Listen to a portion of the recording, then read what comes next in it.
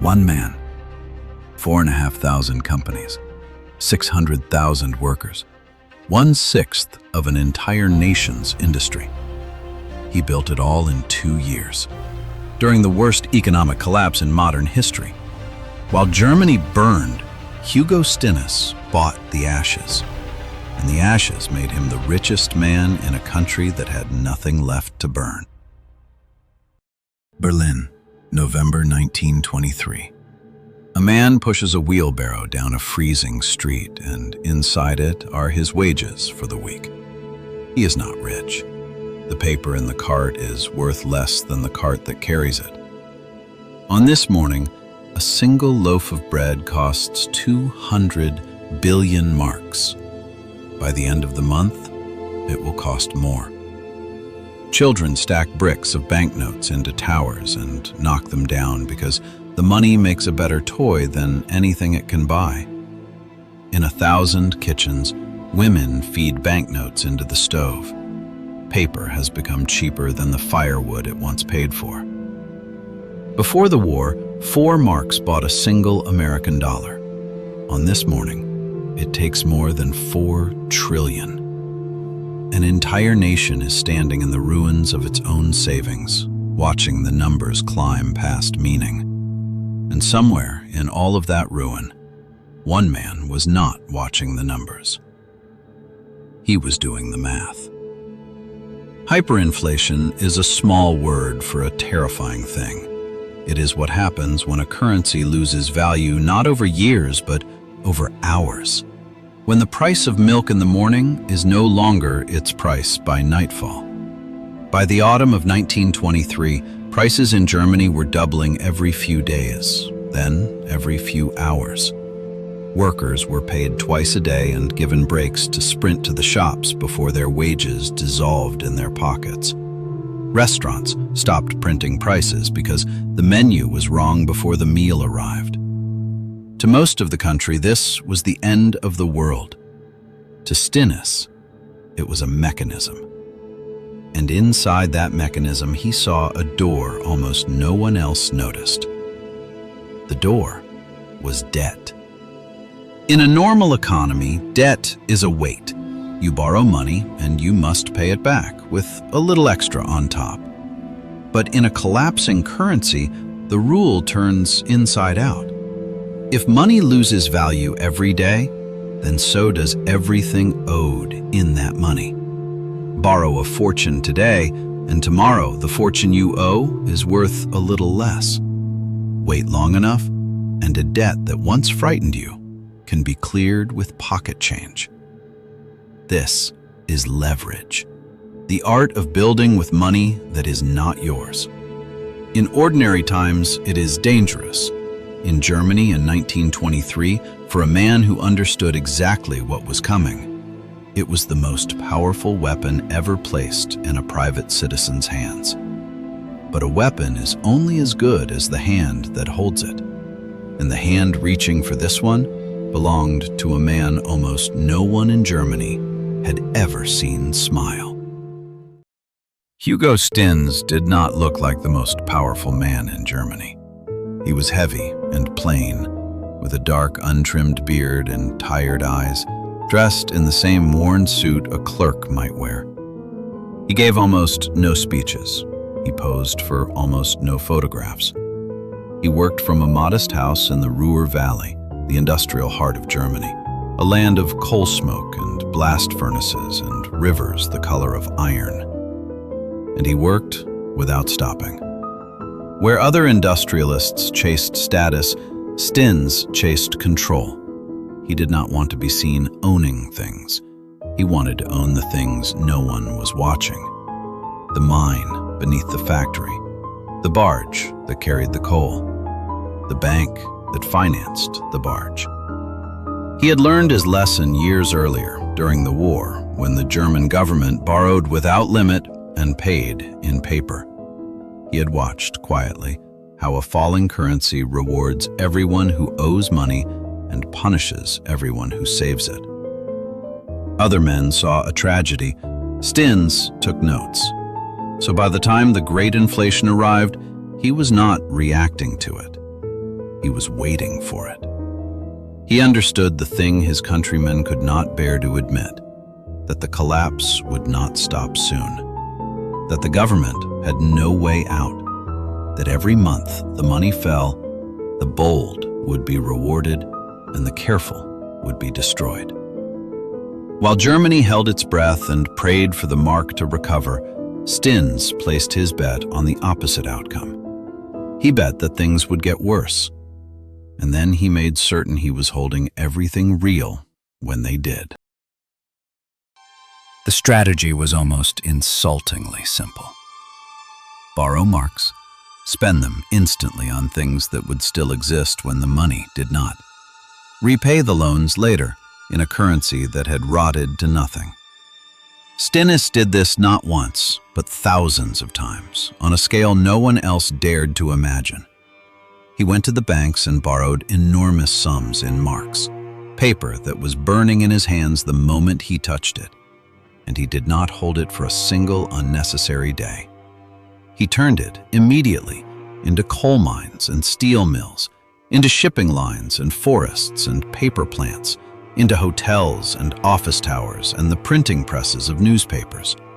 Hard things, real things, things that would still be standing after the currency had turned to confetti. Then he waited, and as the mark fell, and it always fell, the mountains of debt he had taken on shrank in the only way that mattered. By the time the loans came due, the sums that had once seemed staggering could be cleared with a few baskets of worthless paper. He had bought half of an industry and paid for it with smoke. But Stinnes did not stop at owning pieces. He wanted the whole chain. He bought the mine that dug the coal, the mill that burned it into steel, the ships that carried the steel to market, and the newspapers that shaped what the public thought about all of it. Raw material to finished product to public opinion. He reached for every link, and the worse the country fell apart, the faster his machine could feed. There was only one problem with building something this enormous in the open. Eventually, people begin to notice who owns everything. By 1923, what Stinnes had built had passed beyond anything Germany had ever seen in private hands. He owned more than 1,600 companies outright and held a controlling grip on nearly 3,000 more. Over 4,500 businesses answering in the end to a single man. Around 3,000 factories ran under his name. More than 600,000 people went to work each morning and were paid, in the end, by Hugo Stinnes. By some measures, he controlled close to 1/6 of all German industry. Coal, steel, oil, ships, electricity, banks, hotels, newspapers. A vertical column of power running from the rock under the ground to the headlines on the breakfast table. Foreign journalists came to stare at it. The American press, reaching for words large enough, called him the new Emperor of Germany. At home, the country gave him a colder title.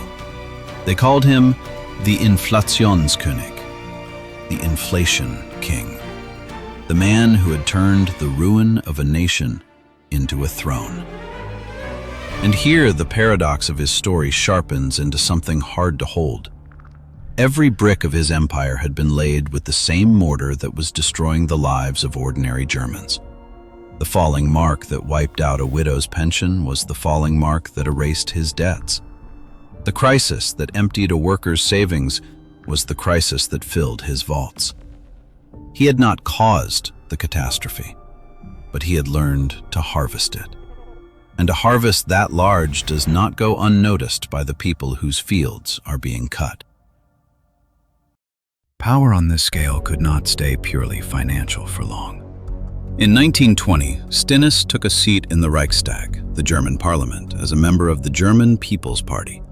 The richest man in the country now had a hand inside the very government that printed the money he was borrowing. He used his newspapers to push his politics, to attack the Treaty of Versailles and the reparations crushing the country, to shape the national mood from behind the printed page. When France and Belgium sent troops into the Ruhr in early 1923, marching into the heartland of his empire to seize the coal and goods Germany could not pay in cash, even that Stinnes bent to his advantage. He cast himself as the defender of German industry, while the chaos drove the mark down faster than ever. But influence is not the same as love. The German people knew exactly what he was. They watched their savings evaporate. They watched the price of bread climb into the billions. They watched pensioners sell their furniture to eat. And then they read the name of the man growing richer by the hour off the very same collapse. To a ruined nation, Stinnes was not a hero. He was a vulture in a businessman's suit, fattening on the corpse of the currency. He carried that hatred the way he carried everything, quietly, without flinching, certain that he was simply seeing the world as it truly was, while everyone else clung to comfortable lies. But Stinnes had built his entire empire on a single assumption, that the money would keep falling forever. And in the back rooms of a desperate government, men were finally preparing to prove him wrong. In November 1923, with the country on the edge of total breakdown, the German government did the one thing Stinnes had bet they never could. They stopped the bleeding. They introduced a new currency, the Rentenmark, and they did it with brutal simplicity. One new Rentenmark was declared equal to 1 trillion of the old, drowned marks. The printing presses that had run day and night were finally switched off, and a sharp, cold financier named Hjalmar Schacht was handed the job of holding the line. Almost overnight, the impossible happened. The money stopped falling. Prices steadied. The nightmare that had felt eternal simply ended, like a fever breaking. For Germany, it was salvation. For Hugo Stinnes, it was the quiet click of his weapon being unloaded. Everything he had built depended on one engine, a currency that lost value faster than his debts came due. The moment the mark stopped dying, that engine stalled. The debts he still carried, and an empire that size always carries debts, stopped shrinking into nothing. Suddenly they were real again, solid, owed in money that would still be worth something next month. The tide that had carried him to the top of Germany had been the falling mark, and now, for the first time in years, the tide was no longer going out. It was a problem Stinnes had the cunning to solve. He had outmaneuvered an entire economy once. He might well have done it again. But there was one collapse that even Hugo Stinnes could not borrow his way out of. The man who had timed a nation's downfall so perfectly could not control the one clock that mattered. By early 1924, Stinnes was a sick man.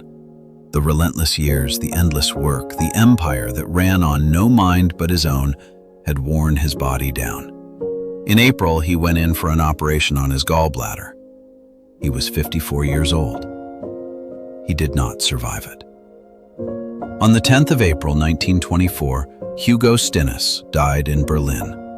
The inflation king was gone, barely months after the inflation that had crowned him. And here, the second, deeper paradox of his life finally shows its face. Stinnes had built a machine of breathtaking size. 4,500 companies, 600,000 workers, 1/6 of German industry. But he had built it to run on a single engine, his own judgment. He had bought, in secret, balanced debts against assets inside his own head, held the entire impossible structure together by sheer force of attention. He had never built it to outlive him. He had built it to be him. And a body on a Berlin operating table had just proven how fragile that foundation truly was. What followed was almost gentle in its speed. The empire that had taken the ruin of a nation to build came apart in a little over a year. Without Stinnes, no one could hold 4,500 pieces inside a single mind. His sons inherited the name, but not the instinct. They could not steer a machine that had only ever obeyed one driver. And the Rentenmark, the cure that had saved Germany, now finished what it had started. The debts Stinnes had built his empire on no longer melted away in the night. They stood firm. They came due, and there was no genius left at the center to outrun them. The banks that had lent so freely came to collect. The structure that had looked like permanence revealed itself as a balancing act, and the man who had kept it balanced was in the ground. Within a year of his death, the largest private empire in German history was being broken into pieces and sold off. By 1925, it had collapsed in on itself. A corporation would later be raised in America to gather what little remained of the family's fortune, but the colossus was gone. The mines, the ships, the steel, the newspapers, scattered. The inflation king had built a throne out of catastrophe, and it had not outlasted him by 18 months. But the catastrophe he had fed on did not vanish with his empire. It had sunk into the country itself, and it was still there, waiting. Empires can be dismantled and sold. A wound in a nation's memory cannot. When the mark died, it did not only erase the fortunes of the rich, it erased the careful, ordinary savings of an entire middle class. The pensions, the insurance policies, the small accounts built up over a lifetime of work all turned to dust in a matter of months. A school teacher's life savings could no longer buy a loaf of bread. A family that had done everything right, saved, worked, trusted the money, woke up to find that their reward was nothing. And the men who had grown richer through all of it, men like Stinnes, became the faces those families would never forgive. That is the true inheritance of 1923. Not just empty bank accounts, but a deep and lasting distrust of money, of government, of the simple promise that doing the right thing would be rewarded. A generation learned that the institutions meant to protect them could fail completely, overnight, and that some men would grow fat while they starved. A republic was left standing on top of that fear, fragile, its people hollowed out and looking for someone to blame. And history is patient. A wound this deep does not close. It waits. A decade later, in the same broken country, a very different kind of man would press his thumb directly into it, and the world would learn what grows in soil that has been poisoned by ruin. Hugo Stinnes spent his life refusing to see the world as others wished it to be. While a nation prayed for its money to recover, he studied the certainty of its fall. While families clung to their savings, he traded paper for steel and let the catastrophe pay his debts. He broke no laws.